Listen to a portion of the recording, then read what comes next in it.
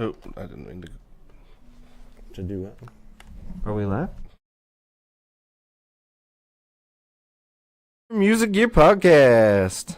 All right, now we're actually live. Welcome Unintentional live and scene skipping, but welcome to Denver Music Gear Podcast. We are professionals. We are ready. You can see the things I put behind us for our topic today.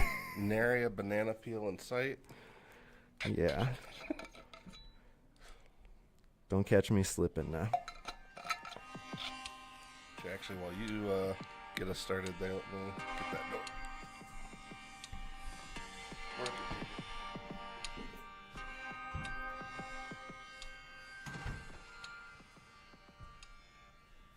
Well, welcome everybody to the Denver Music Gear Podcast, live from Flipside Music in Denver, Colorado. I'm Jacob. I'm Dylan. And we're here today. We are. We The toolbar keeps disappearing. we're going to be talking about, well, our main topic, I guess, will be the new CEO of Fender. What feels weird is, didn't we do this last year? I thought we did too. That's why, at first, I'm like, am I hearing about something that was old and I'm just hearing about it again? Or is there actually a new CEO? And it turns out there is. Turns out there is. What a wild turn of events. So, Which actually, you had more information on it than I did. so I thought the former CEO was fired. I figured that was And didn't he just have some fancy ass write up in a magazine or something? well, I think that was his outgoing thing, because I think he talks about it. He kind of dogs the company on. I couldn't tell if that headline was more clickbait, because I didn't read the article. Sure. But so it turns out he's retiring. The Okay. current CEO is retiring. The guy who came from Nike and other large corporations of that sort. Yeah. And he's retiring, and on his way out, he kind of said in that article you're referring to from guitar.com, Yeah, I think so. he said, you can't really do anything with this thing, the Fender Stratocaster, or behind yeah. Dylan there's a Fender Telecaster. He said, no one wants you to innovate. No one cares. They want this. They want a Stratocaster with 3-tone sunburst and a maple fretboard and vintage tremolo, and they don't care about upgrades. Seemingly. This is what the outgoing CEO said. Well, because, I was going to say, I personally would be very curious to know, what, I guess, because, we know what our numbers are for what we sell, obviously. But I'd be very curious to see, what they, what's their number one model for each type. Like a Vintera 2 Telecaster, a Yeah, for each of the American sub-brackets Standard Stratocaster. Yeah, what's the number one hitter in each, I guess, excluding Squire numbers, because that's a whole different, that's more of a numbers versus, which I guess that's what we're getting at. But I guess the main thing I want to know is, is it the older based models that tend to do better? Because I would say, at least for what we've been doing with Fender for however long now, I would say... There you I go. was trying to get it shot. Oh, God. Well, that's helpful. I just knocked over the guitar stand trying to be helpful. There we go. Oh, it was more and better reach. But, So, yeah, I would say with what we've done with Fender over the years, I personally would have made, the remark you just made about models, that would be my experience. That I feel like most of the time our customers want the regular ass, 3 pickup, bare bones, old school, no noiseless pickups, no... I don't need a humbucker in my yeah. Stratocaster. Yeah, I was just say it's very much like the classic 60s models. Those tend to be, sometimes the 50s ones, but mostly I feel like the 60s models seem to set the benchmark for everything else. I mean, if I were to close my eyes and picture a Fender Stratocaster, it'd be like a 60s three-tone sunburst with a rosewood fretboard, three pickups, Mm-hmm. probably a vintage trim.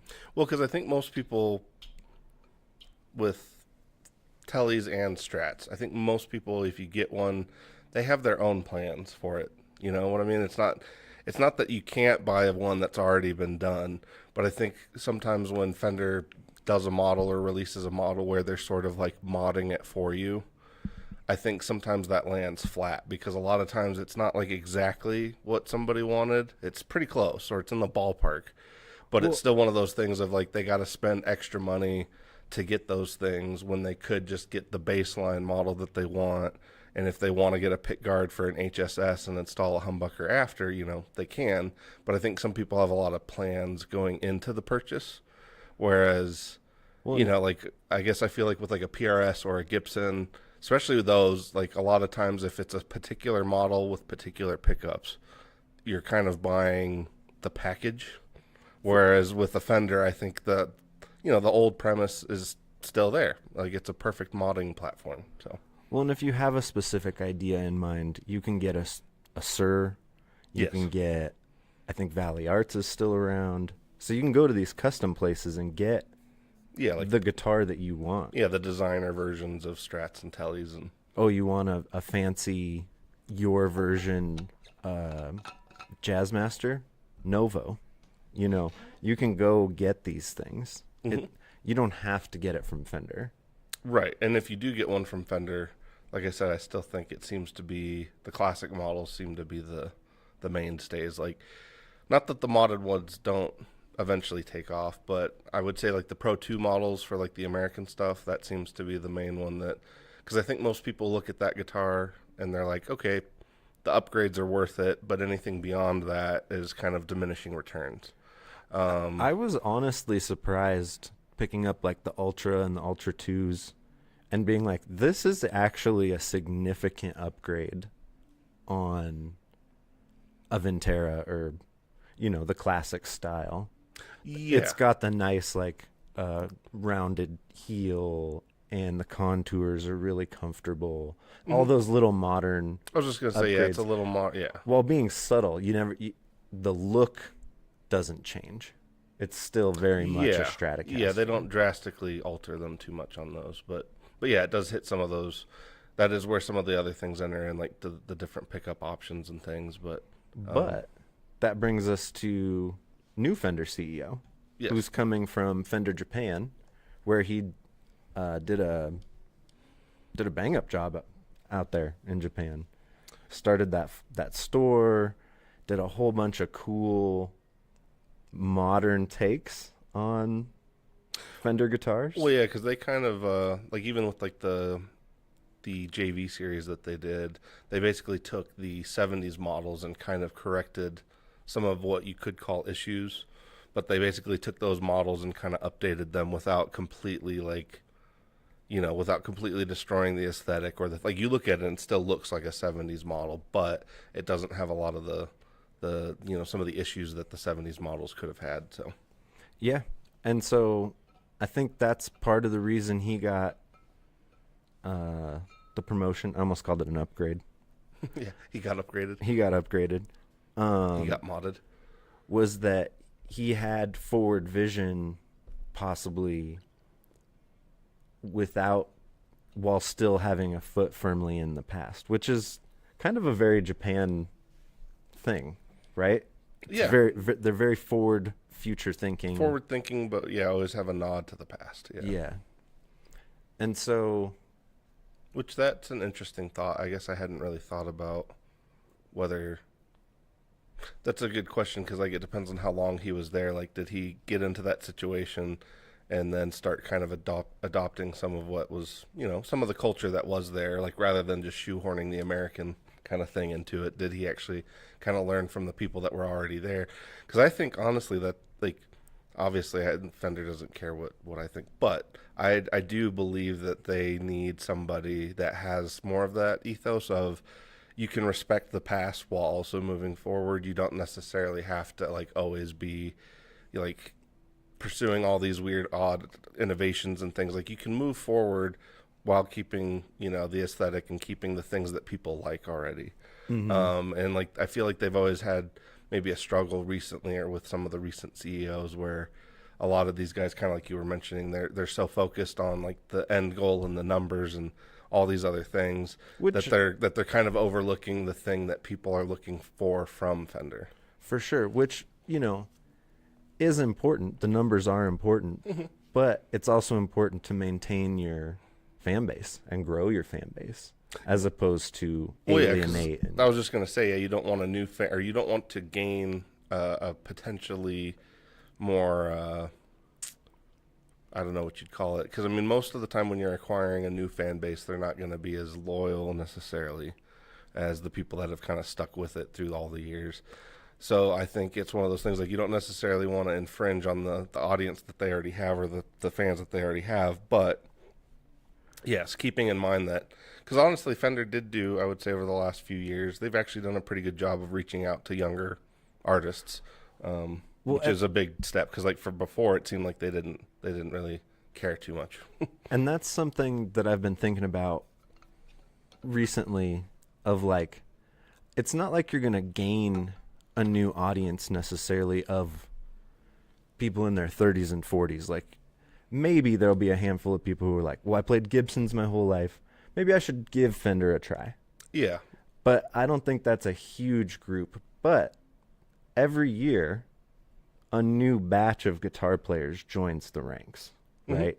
Whether that's kids who are coming up and picking it up for the first time, or you are in your 30s and you're like, I've always wanted to play guitar. Or even, like you said, like somebody kind of discovering peak guitar for that. Sorry, let me finish this. No, Sorry. The peak guitar for that group is the white Stratocaster from Wayne's World. Oh, sure, yeah. Sorry. The 62. Yeah. Sorry. Well, no, it is kind of funny, because I would say like that.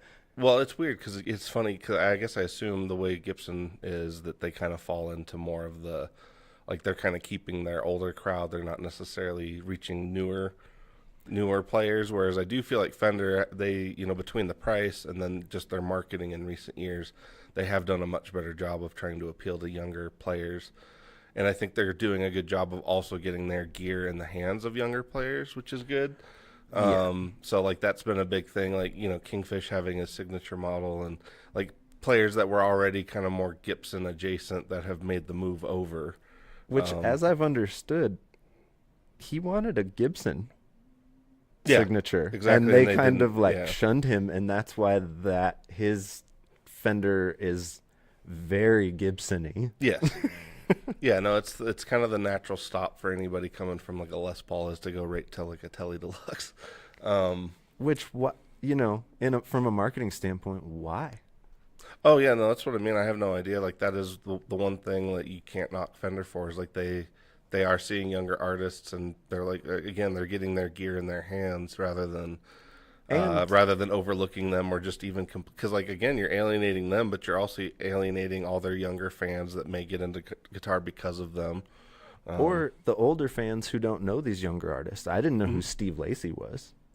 Now, I wouldn't call myself a fan, but I familiarized myself with his music, and he's pretty good. Or even Laura and I always forget Laura and Mark from Khruangbin. Like, them having signature models, like, they're huge, and they're very big with a younger fan base right now.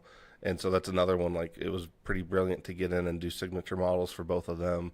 So things like that, like, which is, again, I don't know, that the Khruangbin thing always reminds me of the Tony Iommi thing, or the Slash thing, where they get a signature model of their knockoff of the thing that was the real thing. Yeah, or like Mark's thing, where like his, like, because Laura's is definitely Laura's is a SX. Yeah, and then Mark's is basically, I think it's kind of a parts caster. Like, it's more of a but it's more like of an a amalgam. legit It is a Fender, but yeah, it's an amalgam of like several instruments that I think he had at one point.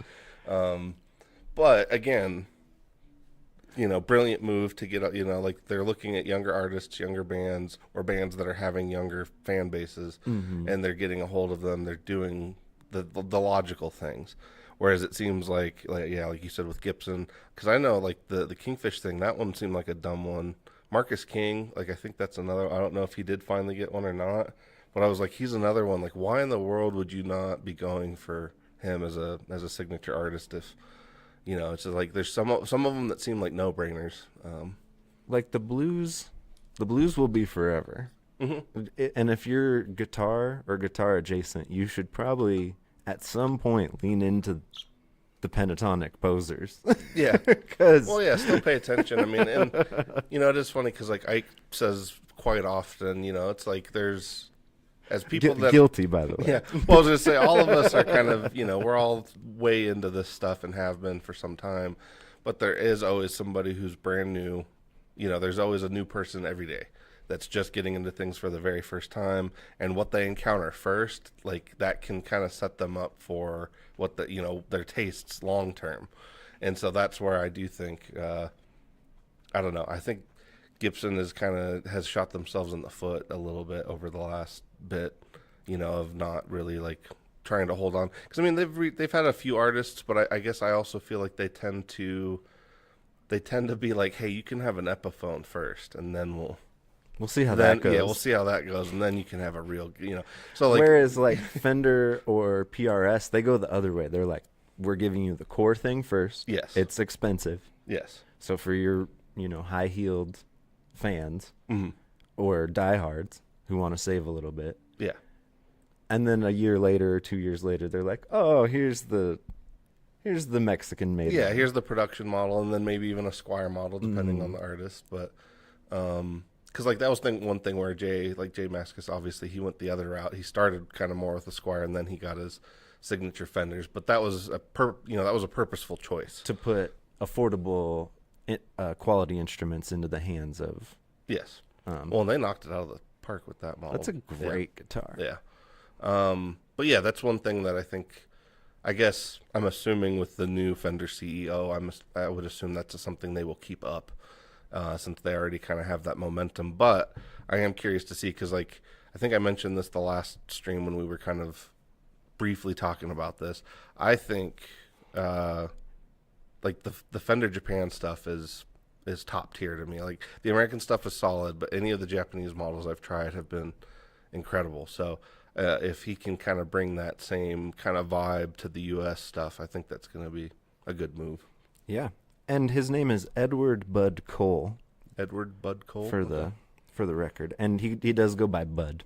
Oh, okay. That is what Bud Cole. What he prefers, and I love that in the few things that I did read about him that they're like, no, he's really a player. His band opened for Radiohead back in the 90s. So, but I love how they're like, no, he's cool. Radiohead. He actually plays. Yeah.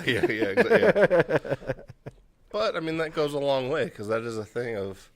Oh, for sure. I'm not discounting it. Just no, but I mean, it's a pretty valid thing, because I think most people that play guitar already, maybe not newcomers, but I think most people who already play are more comfortable with the idea of like a musician being behind the operation rather than, because I guess they just a money cruncher. Yeah, because like I think with guitar, it's like there's always that element of there's always an element of passion in there, and I think a lot of people, when you're looking at a CEO who's not necessarily there for an appreciation for what they're actually making. Or at least, we'll see, even that. So I could make anybody could make an assumption, a poor assumption or not, if of somebody's kind of love or interest in something. But if you're already coming to the table with a band and with projects like that, then that goes a long way to like making people feel better about who they might be getting the product from, and all those things. It's all those little like psychological things that kind of enter into stuff, and so I think that's a good move. And he's gonna have a good boost coming in at this time with the acquisition of the Leo Fender IP, riding that wave, all that jazz. And then that's a good point. I heard some speculation of that that Fender may follow in the footsteps of the Gibson Garage kind of thing and open a couple flagship stores where you can go check out. Oh, okay. Because there's a Fender Japan store. I was just gonna say maybe take that model. Yeah. Very successful. And then the 60 Cycle Hum dudes mentioned, they were like, you know where they could build this store? They just acquired a large chunk of property in Fullerton. Oh, yeah. Which would make a perfect like museum store. That would actually be kind of interesting if they turned it into like a Fender museum and store. That'd be cool. And so I'm referring to the G&L of course campus yeah. there. Yeah, that would be very interesting. Well, it'd be a cool thing, and it'd be a good reason. Like, it'd be a good reason to go, not just a store. Mm-hmm. You know, yeah, like that. That would be interesting. That's a good idea. So we'll see. You know, we're a week out from NAMM. We'll see what all the big hullabaloo's going to be about, because I'm sure we'll hear all about Leo Fender and his legacy, because we are at the 80th anniversary of Fender and the 75th anniversary for the Telecaster and the P-Bass. Wow. Okay. I believe. Nice. Well, yeah. No, I think it's a big year. Yeah, it's definitely going to be interesting to see where they land with some of that stuff. And actually, I guess before we get too much further, we should say hello to some of the group, and then we can roll into the second part. Let me scroll back to the top here. Yeah, right, we got Janice in there. Carla. Hey, Carla. Got Dastardly Dave. We got Johnny Bean. Oh, hey, Rhodey. Got Rhodey in there. Hey, Janice. And hello to anybody else who's lurking but not commenting. And if y'all have any insights, please feel free to throw them in the comments there. Yeah, if anybody's heard anything else. But the thing I'm most excited about for Fender, and I don't know if it's obvious because I bring it up anytime I talk about the acquisition from G&L, but is the colors. Yes. The like actual the original colors. Yeah. Getting to call it surf green, getting to call it Daphne blue and seafoam green. Yeah, all the old Chevrolet colors coming back. That'll be exciting. Mm-hmm. Because as a fan of color, yeah, all of the like weird names, and they're just slightly off. Yes. And as you know, going back to like the fans of Fender want traditional, you know, I miss those colors. Well, I would agree. I grew up even looking at the wall, I'm sitting here and I'm like, I forgot that like how much more yellow, like the Olympic white ended up becoming with like, you know, with like just like everything's just a little bit, or even like the Daphne, it's like just a little bit darker than just than it normally not is. Right. Yeah. Yeah. And I'm a Fender fan.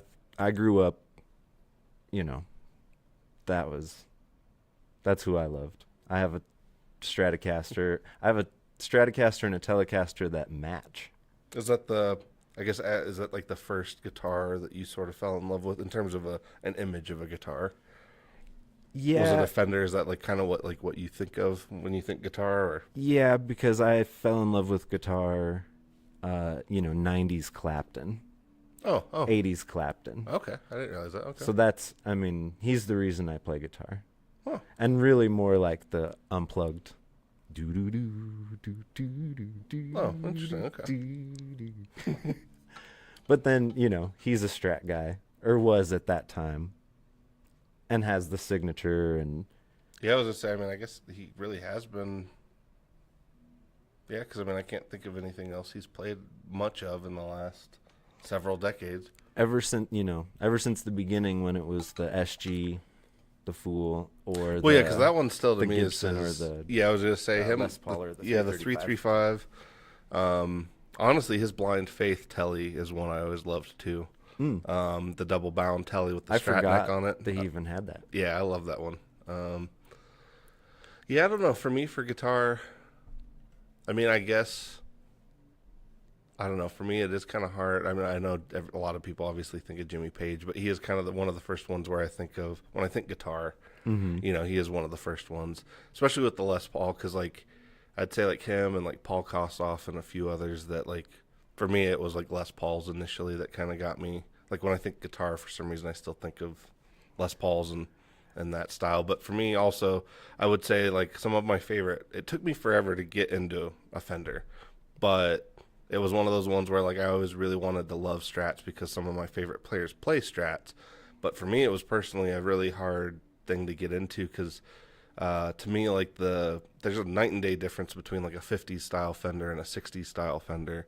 And so I didn't know a lot of that getting into it because like most of the 60s models have kind of set the like the standard where most of the like literally the standards are based off of 60s models. The even the Pro 2s, like all that stuff is still based on a 60s model, whereas I personally ended up finding out I like the 50s models more. So which I think that whenever they lost the color thing, they kind of shied away from the 50s.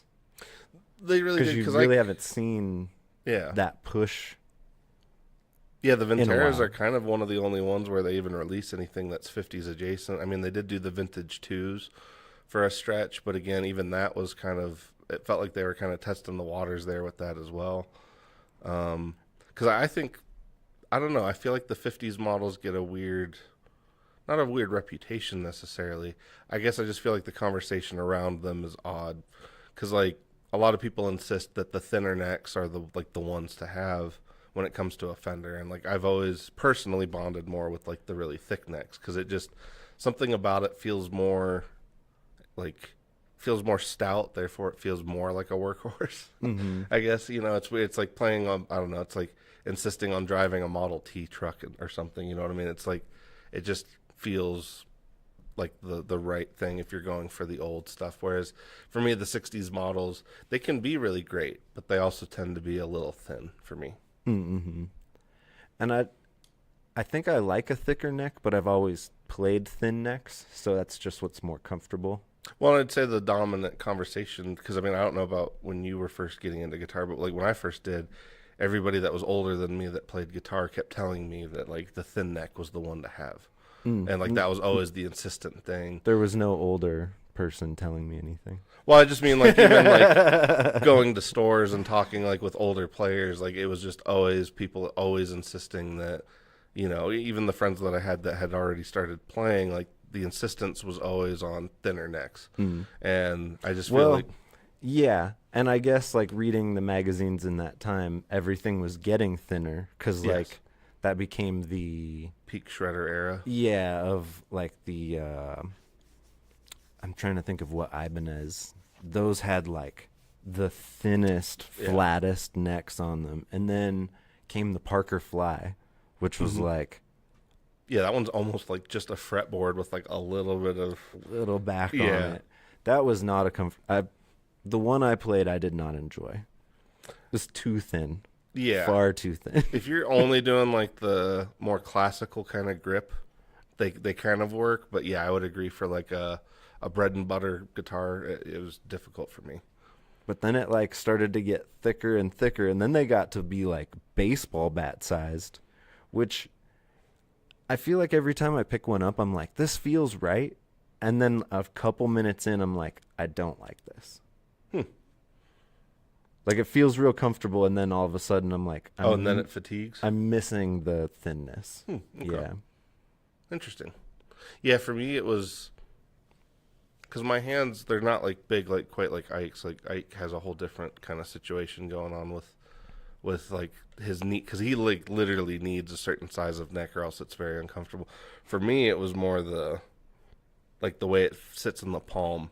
I guess I like the neck to eat up a little bit more of the palm sometimes. So if the thicker necks ended up kind of doing it, but I think it's just the guitars I grew up on, which would be does my make like sense. Yeah, 89 yeah. American Standard Strat. And then later on, my 2001 American Standard Telly. They have very similar necks. They're very similar guitars, as much as they are different. Yeah. But yeah, but I mean, I wouldn't want.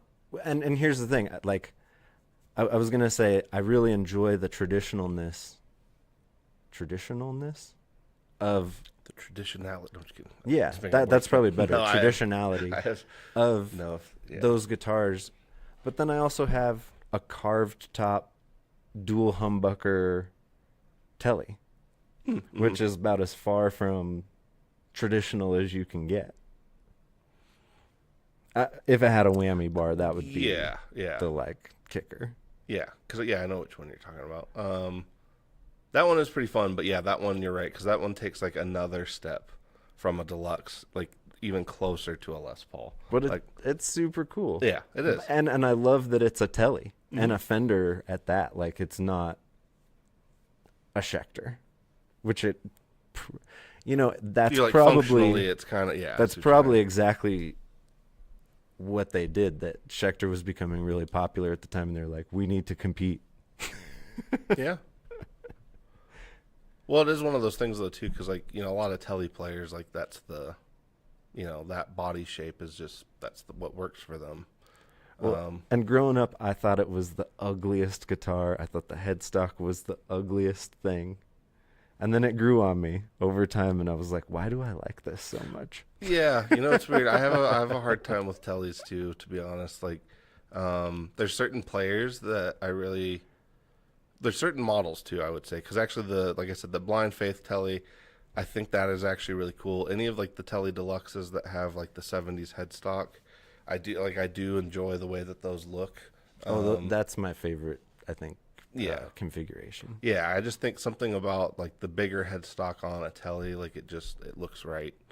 But there's also like classic tellies that are just kind of indisputable. I mean, when you see even like iconic images of, whether it's, Mick from the Stones or you see, Bruce Springsteen, it's just, there's certain classic ones that are kind of hard to, doesn't necessarily mean it's the right one for, everybody, but they are pretty awesome guitars. And there's certain people that I think just bond with them, and it's just it's the guitar because it is interesting. Like when you hear like dedicated telly players, like they do have a sound. It's just not necessarily, a spot of, I feel like Strats, like for me were, maybe not more forgiving. That's really not the right word. They're just a little, I don't know. Tellys are a little more like rigid and like they're ready to, they're a little more hitting, whereas like Strats kind of lend themselves to maybe being a little more delicate, if that sounds, in a weird way. I guess I don't know why that is. It's just more of a personal preference, I suppose. Yeah, I will put a 52 butterscotch blonde telly in my collection at some point. Not a real 52, reissue of some sort, but the classic butterscotch, that guitar with the black guard, that will be in my collection one day because it's the guitar. That's like, I don't know. Like when I think of guitar, that's the guitar. Yeah. Well, no, I mean it is kind of the genesis of guitars in a lot of, or at least electric guitars in a lot of ways. But thinking about the Strat and why I maybe gravitated towards it more, I was coming up in a time of Stevie Ray Vaughan and Mark Knopfler, and then looking back, I was really into Buddy Holly. Mm-hmm. So I think it made sense. Well, yeah, to me, like Stevie, obviously Jimi Hendrix. Robin Trower, for me, was a huge one. Like, he's the reason I love blue Strats. I think that's, oddly, I'm like, that's why all my Strats are blue, and I never even really thought about it. But I was just saying, I always loved Robin Trower with the blue Strat, and like, obviously Jimmy and Stevie. I mean, I would say Stevie was probably just because my mom was really into Stevie when I was younger, so he's also, in a way, like that is sort of my definition of like what a guitar even sounds like, is Stevie Ray. Like, even though it's obviously that's a very, in the grand scheme of all guitar, it's a very narrow spot. It's still like he's kind of the pinnacle of that. I mean, I had 13s on my Strat at one point. Well, yeah, because I mean, he's still like because like I when I first got into guitar too, it was one of those things where I'm like, I would find certain channels on YouTube, like I remember like Texas Blues Alley, for instance, and like that guy has literally dedicated, I mean, he's been making videos about Stevie Ray Vaughan like longer than Goots has been alive. And it's one of those things of like when I watch him, like he does such a good job, but he's still not like 100%. And it's one of those things, like, that was when I first got into guitar. I was realizing, like, that's the difference when you see some of, like, these personalities kind of come through on certain instruments. To me, like, the Stevie personality, like, is a Strat. Like, I don't think you could really give him anything else and get that same exact kind of quality. It's same thing with, like, Iommi with an SG. It's like there's certain things that just work for what they do, and it sounds like them. And to me, like, also the sound of a Strat, like, Stevie's got that almost mystifyingly clean. It's like the most dirty, clean tone you've ever heard. It's weird. Oh yeah. And I don't know how he does it, because, like, it's almost a reversal. Like, every, he gets it to sustain like magic, and yet, it's just clean. So it's like I've still never. It's just so loud. Yeah. And clean, and then he pummels it. Yeah. He absolutely just like beat the guitar to death. Yes. Yeah, I think that's it. It's literally just loud, clean amps, and then him. Yes. Punched through. Well, that's what I mean. Like, his personality just roll. It's the same thing to me, though, like with Jimmy, even though Jimmy's a much more delicate player than Stevie. Like, Jimmy's, like, the sound of Jimmy's chaos, even like the sound of psychedelic music, to me is very, like, tied to Strats. Mm-hmm. But, like, between David Gilmour and Jimmy, like, those two to me kind of, the sound of that stuff, like, is just defined by a Strat. So to me, like, I guess I really do love that association that you end up having. And then like, as I grew as a guitar player, I got into Pink Floyd, and then again, there's the Strat again. Yes, yeah. Well, and like I said, I'm not into, like, the whole Floyd catalog. Still working on that. But the early Gilmour stuff is, like, for me, is still, especially, Pompeii. Like, when I remember discovering that and being like, that's, there's an infinite number of bands and sounds that have kind of spawned just out of that one performance. Mm-hmm. But to me, it is kind of, again, one of those things where, the Strat is kind of just completely tied and wrapped around the psychedelic kind of music. So, well, and Isaiah Mitchell from Earthless, even though he's more of a modern player, same thing though. Like, it just, I was gonna say, it's not like metal or anything didn't have its Strat players. Like, oh yeah, Richie Blackmore, even, he's another, reason, like, kind of the birth of metal Strats. And 3 Strat wielders in Iron Maiden. Yeah, they're kind of the OG super Strat guys, really. Like, Yeah. I don't know if they definitively get that, if there is a title for that, but I feel like super Strats kind of did become a thing because of Maiden. I mean, I guess there could be somebody else that I don't know about, but his name's Eddie Van Halen. well, yes, but what I was going to say, I mean, that's, to me, that's not quite like, because when I think like a classic super Strat, it's, HSS or even HSH. Yeah, it's not all deconstructed. Exactly. Whereas, his is almost more like just a parts caster. But yeah, I think of an HSS. Yes. Like a Valley Arts or early Schecter, that kind of stuff. Charvel, Jackson. Exactly. Yeah. Back when it was Jackson. Is it Grover Jackson? Well, him? Grover, that was, he started it. But yeah, and look at that, like, what an iconic thing to have to deal with, that there are so many imitators and there's so many copies, and it's so ubiquitous that the only thing you can fight anybody on is your headstock. Mm-hmm.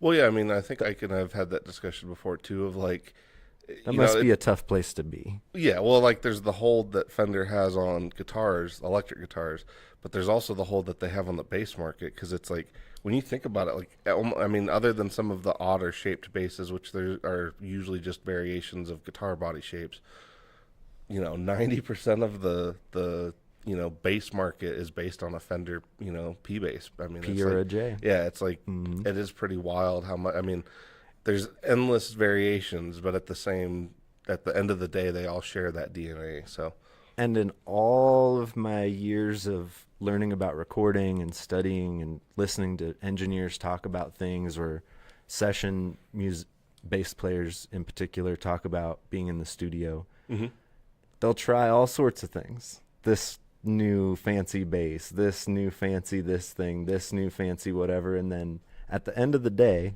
they all seem to go, let's just try a P bass direct. Yes. Yeah. And they go, that's it. Print Yeah. that and let's have some dinner. Yeah. It's literally the bread and butter of bass. Or someone will bring, a bass player will spend a bunch of money on something new and they'll be like, oh, let me try out this cool new thing. And they're like, yeah, well, let's try it. And then they're like, how about a take with the P bass? Yep. And it just fits in the mix. It just sits. It's what bass is supposed to sound like. Well, it is. Yeah, it's one of those things. I think that's one. I guess getting back to where we sort of first started with part of the conversation, not related necessarily to the CEO, but to the nostalgia factor that factors in with guitars and guitar gear. It's one of those things. Like I think it's pretty inescapable when it comes to certain models and certain sounds. Like it's just what we're used to hearing, and it's like if it pleases most people, and it, and generally I would say like like classic P bass, it does. Like it always hits the right spot for most people. So at the end of the day, sometimes like anything beyond that is just, just for taste. It's not necessarily needed. Like I feel like Yeah, if you're looking for utility, like we just need a bass part and thing. A P bass direct into the console pretty much wins every time. Mm-hmm. Yeah. And even, I wish I could remember what I was watching the other day, but somebody mentioned that they'll always set up a bass in the room for the bass player to record with. And they're like, and I always mic it, but I always take a DI. And the interviewer was like, and which one do you use? And they were like, always the DI. And he was like, but what I noticed was the player plays differently with the feeling of an amp in the room. Oh yeah, huge. And so I don't know where I was going with that in this conversation, but the P direct will almost always win, even if you try. Try. Please try. Try all the things. Well, because you may discover something cooler than the rest of us that we've all missed. Well, that's why we do this. Yeah, it is one of those things. I mean, obviously, there's certain standards for a reason, but when you're looking to stand out, like trying different things, obviously, it's always solid. So, I mean, it's not like we're saying everybody should only be playing P basses, but it's also one of those things. Like it's tough to. At the end of the day, it's a tough thing to beat. So. And if you're a smaller type person like I am, Mustang with the P bass setup, man, that rules. Yeah. The short scale with the P, man. Yeah. Looks like we got one comment from RJB. He said, not sure if we ended up commenting on this yet, but what percentage of guitar sales are Strats or Tellys versus other brands in the industry or in our store specifically? And then what are the best selling in last year? Best selling of last year's. We do need to run more of, I was going to say, at the end of the day, Fender is, in terms of guitar sales, if you're including Fender with Squier, they are certainly in our top, or they are our top brand for guitar sales. I would say what's interesting in the last, I guess it's technically been 6 years now since COVID started. I would say from like 2019, maybe 2020 onward, we started getting way more interest in like Jazz Masters. Because I would say like that was like all of a sudden it went from like we'd sell a few of them to like for a while where like, and it's still kind of there where we have a very hard time keeping a good selection of Jazz Masters, and like they tend to be things that people are kind of always hunting for now. And I can't say that I really noticed that before then. There's always been, I was gonna say, there's been a climb, obviously, in the years, and like there's a lot of great artists, obviously, that I think are kind of behind that interest or even renewed interest in Jazz Masters. But I would say that was the biggest shift that I recall when it comes to like the Fender styled instruments. Was not only did Jazz Masters kind of suddenly start kind of throwing their weight around, but I feel like other brands, kind of like we were discussing, other brands started, whether it's Reverend or, any other countless number of brands that started doing offsets, and then those offset styles are almost always they might not be 100% a jazz master, but they're jazz master adjacent. And I would say like that has been something that I thought maybe it would like peak for a year, maybe two, and then it would kind of sizzle out. Definitely hasn't. So I would say that's like the biggest shift, at least in our store. And I would say I know industry wide for those 2 years it was also a huge shift. But I would say at least for us, Everyone discovered Loveless. well, that or I don't know. Yeah, that or Dinosaur Jr. or or Fu Manchu or like I don't know exactly who's creating all of the interest in jazz masters, but they are kind of everywhere. And yes, the shoegaze thing, because it is really funny. Like whenever I Get tell that people, glad tone. yeah, whenever I tell people about like they're like what shoe, especially if it's like an older customer that like they know what shoegaze is, but they haven't necessarily heard that title thrown onto it. I'm like any band that where you see like 2 or 3 guitar players with jazz masters and they're all looking at their pedal boards, like that's that's basically shoegaze, and they're like, oh yeah, I know that. Okay, that's how It's funny that to me like it's one of those things like it's a term where people are like, oh, it's got to be like more complicated than that. No, it's like literally exactly what they're. It's a description of what they're doing. Yep. But it is funny because I would say like, that shift. Like I said, it started and it kind of never really let up. Whereas I can't say like anything. I haven't, because I kind of ask the guys this all the time of like, what when you guys are out and about, like, are you guys noticing any particular like guitar trends? And I would say like the jazz master craze recently has been the biggest one that most people remark on. Outside of that, though, I feel like it's harder to get a sense of like a unifying guitar trend right now, because like they're in the 80s, like we were talking about, super strats were kind of reigning supreme. Then you get into the 90s where, like you said, like some of the brands like Schecter and ESP started to become like the go-to brands for certain genres, at least. Ibanez, Ibanez blew up huge. again. Yeah, the Artcore series came out and they started hitting on different markets. Those wizard necks, as Dastardly Dave said.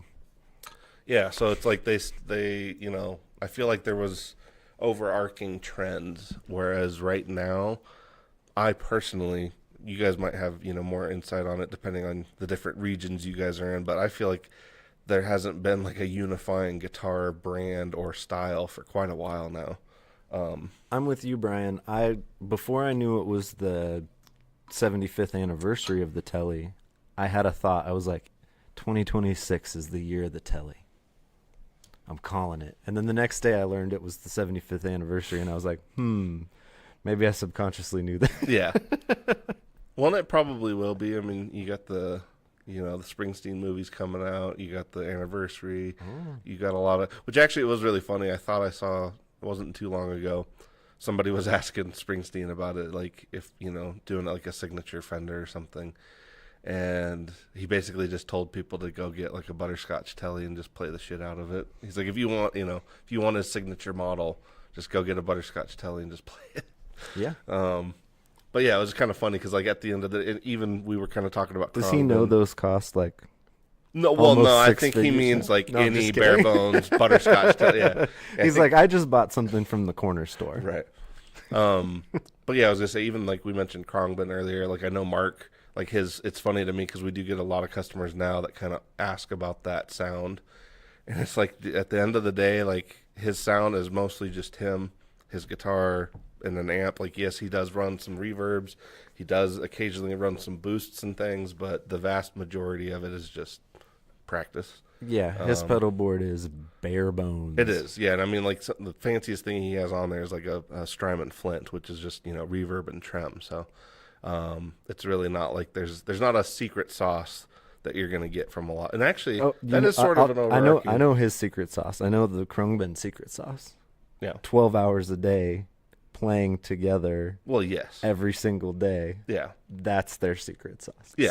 So no discount Being for a house band, hardcore practice. Yeah, but I mean that's what it's like. His sound is just that. It's just him. It's not like, and honestly, a lot of like the best Strat players, to me, they're I don't know. It's interesting that way because like, even though I don't listen to a ton of Eric Johnson, he's another one where like, you listen to him and you're like, oh man, there's got to be something else going on. And then like you look at his gear and you're like, oh wow, there's like literally nothing else going on. That's just how he makes that rig sound. Same thing with Stevie and Jimmy. It's like at the end of the day, like a lot of those rigs are just bare bones.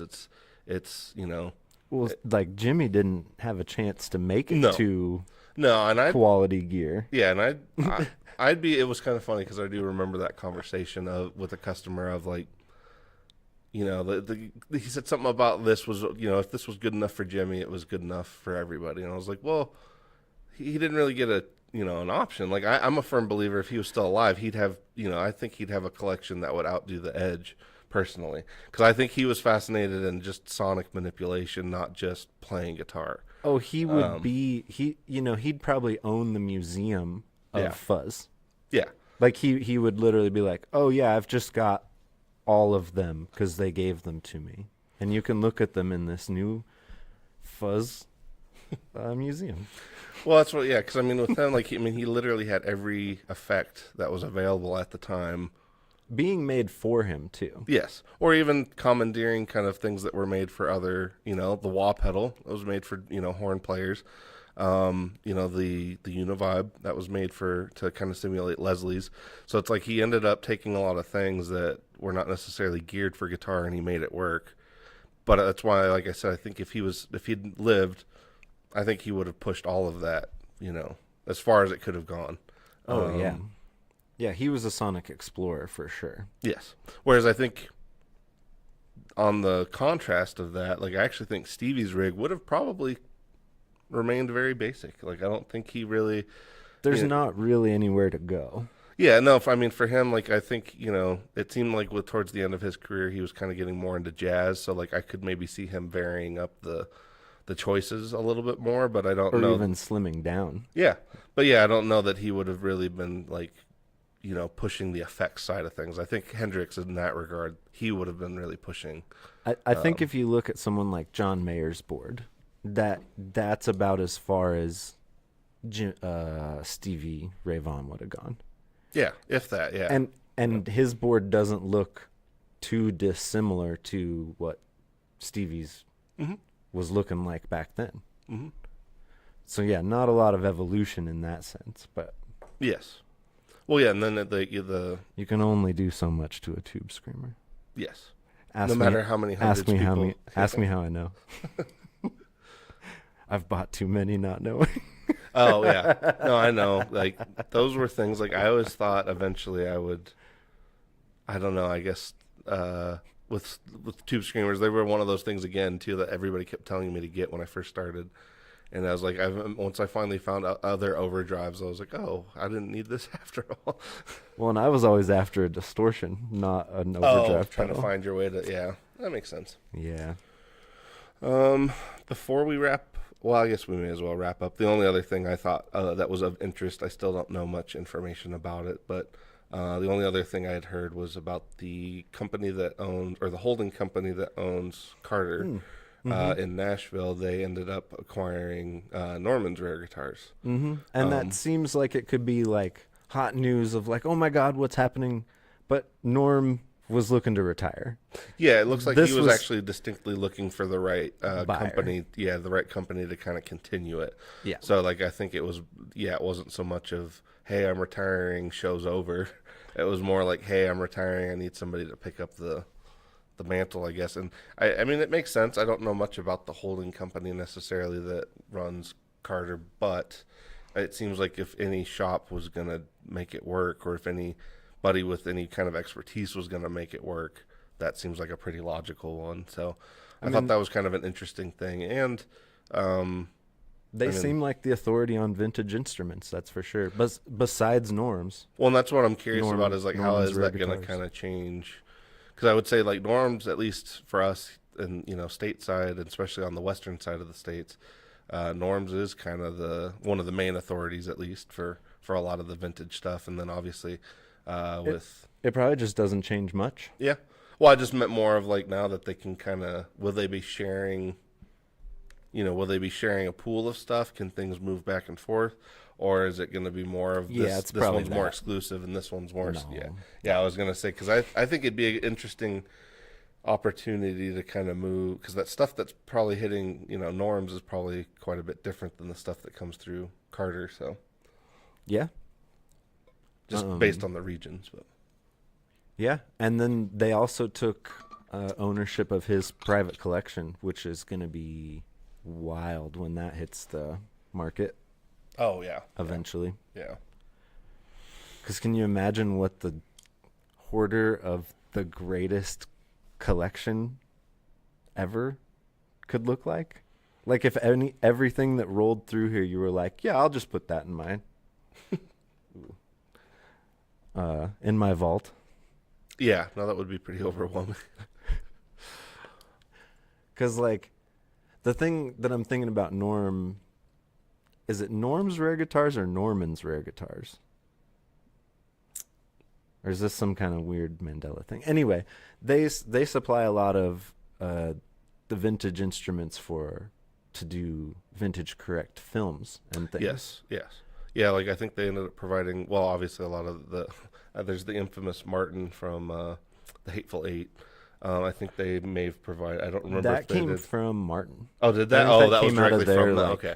Their private collection. That makes sense. Which made it even worse. But yeah, I was going to say, I think for Walk the Line and for the Bob Dylan movie, they ended up, I'm pretty sure they were the ones that provided a lot of that gear for that. And that's where the Marty McFly guitar came from. Oh, was it? Oh, okay. Mm-hmm. Which is still out there. If you've got it, if it's under your bed, Gibson's looking for it. They will pay you handsomely for it, I'm sure. Wait, like they don't know who has it?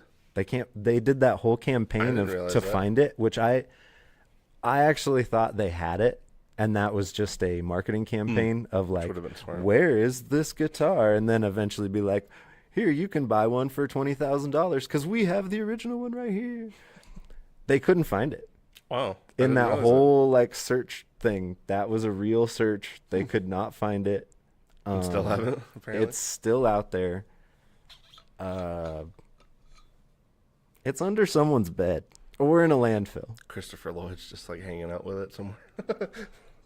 Yeah. So if you've got it, I mean, that's an elusive piece of guitar history, because speaking of like what got you into guitar or whatever, for people of that age that were coming up, that was a significant moment in guitardom. Mm-hmm. And those sold out instantly. The fancy ones that were very expensive. Well, and it is interesting to me the peak of interest in the 50s that happened during the 80s. In terms of the music, the guitars, the styling. Because we even had like a couple dudes the other day that came in that were in a like a rockabilly band back then, and it was just interesting some of the stories they had about like the Stray Cats and some of that stuff. It's just like, it's pretty interesting. It's like, even though it was in the 80s, like it sounds like it was very much exactly like what the original rockabilly bands went through. So it's like they didn't just do the music; they also lived most of the same experiences. So, except minus Elvis and Jerry Lee Lewis, I suppose, but yeah, and Johnny. But yeah, I think. But yeah, that should be interesting to see. It'll probably be like Carter's West Coast, or Norm's Rare Guitars at Carter Vintage, or something. Norman Carter's. But yeah, I mean, it's better than, say Fender or Gibson acquiring a small shop like that or something. A giant corporation of that ilk. Yeah, no, I think having something where it's like it's basically the same thing just in a different location is going to be interesting. And then again, them being able to kind of move inventory kind of sideways is going to be interesting. But anybody from Nashville that talks about Carter's is like, oh, that's the spot. They're great. You take your guitars there to get fixed. Like, yeah. Yeah, it seems like the place to be there for sure. But. So, yeah, Norm's is in good hands. It seems like Fender might be in good hands. Mm-hmm. You're in good hands with us. Yeah, right now, because we're not running any crazy audio things that will hurt you. We could. We got this fun thing. Got the Afterneath. It's the year of the Afterneath. Actually, it's the year of going direct, because moments after EQD launched their ZEQD, we got is it the Mantle from Walrus? A bass direct box? Yes. Yeah, and I was going to say that one, was it the Mantle? Is that what it's called? Let me make sure. But yeah, we got direct options from them. And actually, thinking about the ZEQD, do you know the brand Nobles? Not like not the ODR1 Nobles, but the Nobles DI. It's a bass DI that's tube. I think I've heard of them, but yeah, I can't say I'm like actually familiar with them. They're like $1,400. Jesus. Well, The ZEQD does what that thing does and more for like $1,000 less. for $1,000 less. Yeah. At first, I thought the ZEQD was a little overpriced. The more I've thought about it, it is a very good value for money. Oh, it is, especially because it's in the same.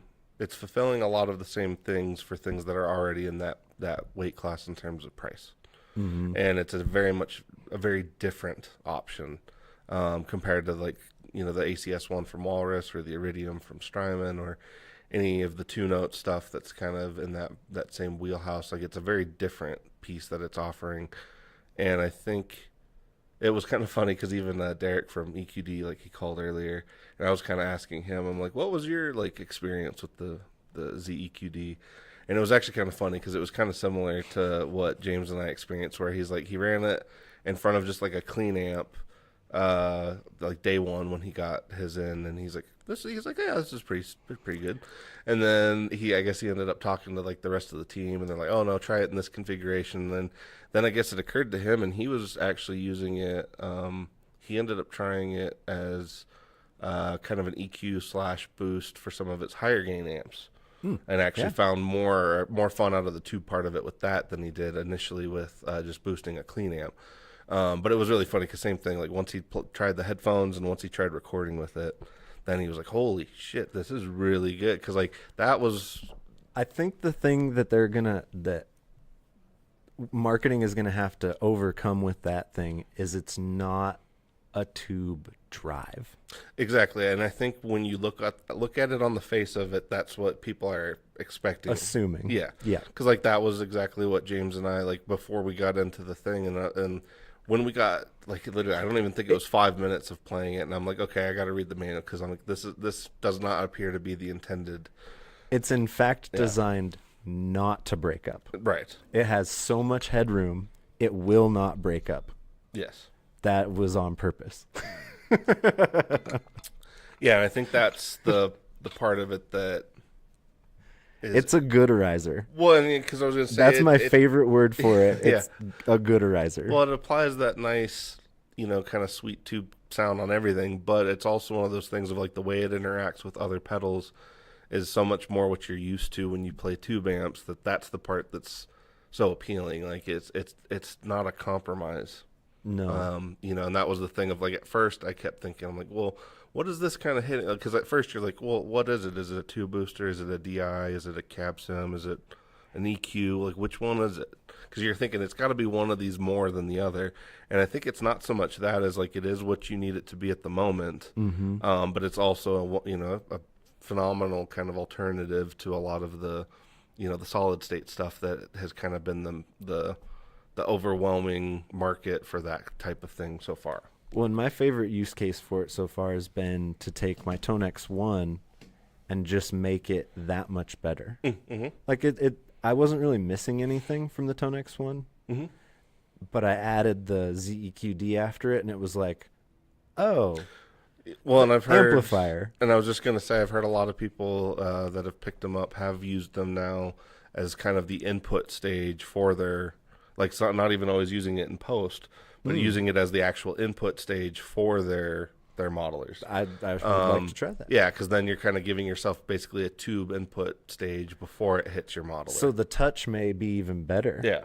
Because I liked how much that touch thing was added when it was post, so I wonder if it's even more. Yeah, and I think that was especially for people that are wanting to use more distortions and fuzzes with their modelers. Putting it up front kind of gives you a nice soft landing zone before it hits the modeler. So Yeah, I think that thing's going to find many use cases and be very useful in any studio, any board it lands on. Well, yeah, that's my only thing for it is I just very much hope that it's not something that people sleep on like some of the other, because like some of my other favorite Earthquaker things have been things that people ultimately have slept on or like didn't necessarily know it was as good as it was until it was gone. And so like this is another one of those from Earthquaker where I'm like, I really hope this one doesn't get overlooked. I probably have to get one before it's too late. Yeah. But yeah, on that note, we've been here about an hour now. Yeah. And yeah. And yeah, we're still technically part of the Guitar Prime Time, even though we technically went over about 10 minutes. So I'm sure some of our audience migrated over to Texas Toast and then Dylan Talks Tone. But yeah, just a reminder that those two channels do follow us.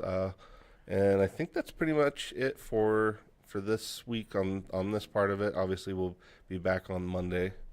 Do you have anything else in terms of parting words for the week?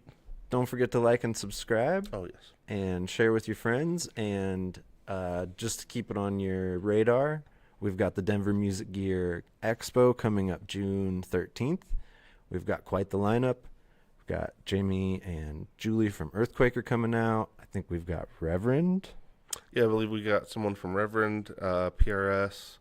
I think somebody was going to be coming out possibly from Yamaha as well. Oh, we had PreSonus headed out, which that's right. will be Fender because PreSonus no longer is a thing. Yes. And then Fender Studio Pro. Well, and then Guild ended up being acquired by Yamaha as well, so that is now under the Yamaha umbrella, which I do think is actually a good thing because Yamaha tends to really know what they're doing. But so all these brands and many more to be confirmed will be here in Denver, Colorado on June 13th for the Denver Music Gear Expo. So come on out. Come visit us if you're not local. It's a beautiful time of year.